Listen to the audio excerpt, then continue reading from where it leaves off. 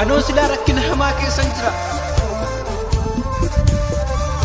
Dhiphina cimaa keessan jira.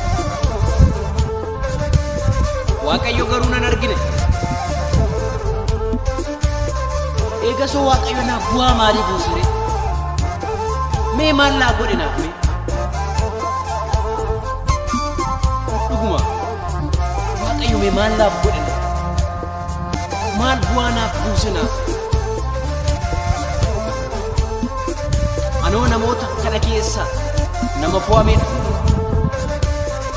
Nama agartuu Waaqayyo duraa dhukateera. Waaqayyo maal bu'aa naaf buuse naaf? Maal laa godhes? Baay'een gaddama.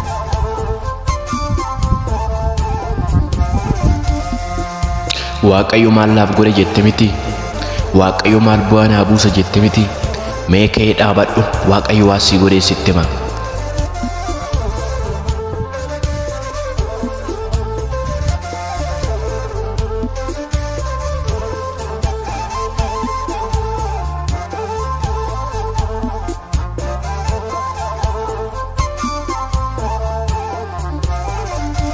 Mee miila kee sochoositi utaalime sirriitti asiin ol utaalime mee miila kee sochoosi.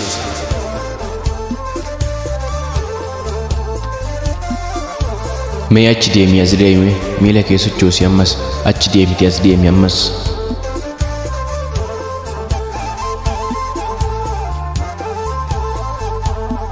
Ammas qaama qabdu kana mee sochoosi mee gadi jedhiiti ol jedhime ammas mee qaama kee kana sochoosi.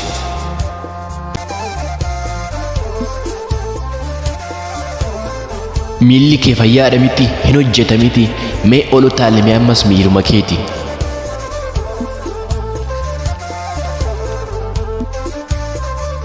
Harki keetis fayya qabeessadha miti mee harka keetis sochoosi hin hojjeta miti sirriidha nagaadha harki kee mee sochoosi mee harka keetis.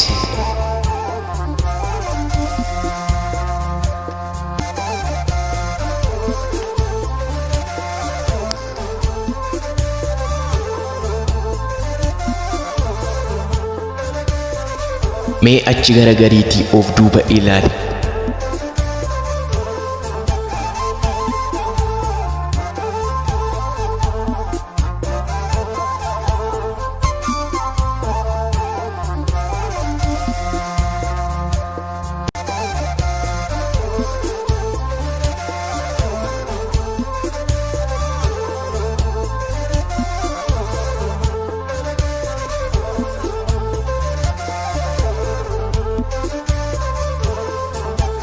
Mee amma sirra deebiitii achi garagariitii of duuba ilaalime mee nama kana laalime.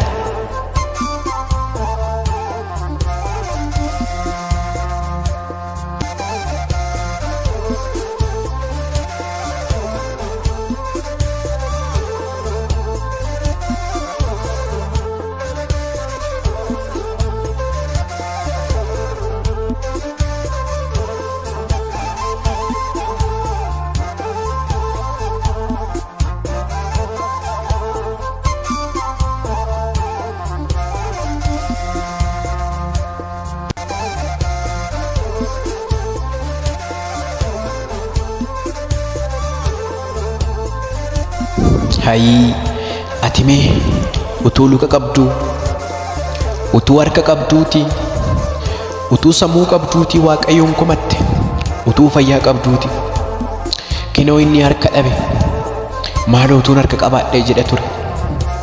Kinoo inni harka dhabe maaloo utuun harka qabaadhee hojjedhee nan durooma nan jijjiirama jedheetii yaada. Ati garuu harka lama baatteetiin miila lama baatteetiin iji kee fayyaa utuu jiruuti Waaqayyoon komatte. Waaqayyo maal naaf godhe jetteetiin Waaqayyoon komatte. Fayyaa ati qabdu kana yoo sirraa fudhate hoo maal jetta gaafsa? Harki kee kun ammoo utuu sirraa cite boru maal jetta? Utuu miila dhabdeemi boru maal jetta? Inni miila dhabeeyyuu Waaqayyoon hin arrabsine. Inni miila dhabeeyyuu Waaqayyoon hin komanne. Inni harka dhabe sunis al tokkoof iyyuu Waaqayyoon hin komanne.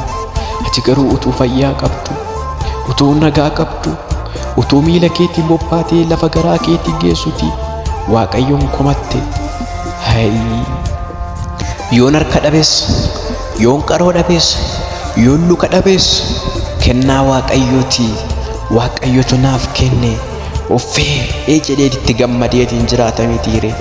Namni qaamni isaa yeroo guyyaa tokko waaqayyoo hin arrabsine al tokkoofis waaqayyootti hin mufanne kennaa waaqayyooti danda'uudha jedhaniitiin yeroo hundumayyuu itti gammadanii jiraatu. Ati garuu utuu miila fi harka qabdu teechetti waaqayyoon komatte. Utuu harki narra jiru, utuu miilli narra jiru, utuu sammuu qabu, utuu ija qabu, utuu gurra qabu, fayyaan kiyya utuu guutee jiru, lammata waaqayyoon hin komadhan. Warri kana dhabeeyyuu tamasgeen galata jedheetiin bula. Inni nani fayyaa qabu kamittiin waaqayyoon komadha. Harka naa kenne, miila naa kenne, sammuu naa kenne. Kanaan booda ofii kiyyaa itti yaadee hojjedhe jiraachuu. Warri kanaa hin qabne hin jiru. Galanni siif haa ta'u fayyaa naa kennuu keeti.